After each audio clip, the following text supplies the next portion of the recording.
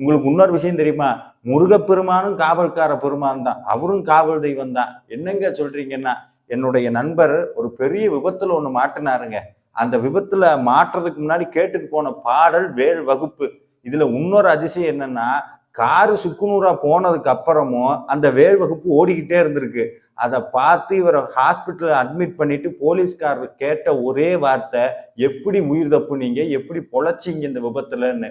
அவர் சரியாயிட்டு வந்து என்கிட்ட சொன்னாரு, "முருகன் என் கூட இருக்காரு" அப்படிங்கிறத அந்த வேல் வகுப்பு வரிகள் எனக்கு உணர்த்துச்சுங்க ஐயான்னு சொன்னாரு. அப்பதான் எனக்கு ஒரு வார்த்தை ஒண்ணு ஞாபகம் வந்தது. அருணகிரிநாதர் 15வது நூற்றாண்டுல பழனிமலையில உட்கார்ந்துட்டு ஒரு வார்த்தை சொன்னாருங்க. தொழுது வழிபடும் அடியவர்க்கு காவல்கார பெருமானே, உன்னை யாரெல்லாம் முருகான்னு உன் காலில் விழுகிறாங்களோ அவங்க அத்தனை பேருக்கு நீதாயா காவல்கார பெருமானேன்னு சொன்னார். இன்னைக்கும் உண்மையாகிட்டு இருக்கு. முருகனை நம்புங்க. என்னைக்கு நம்மளுக்கு பக்க பலமா காவலா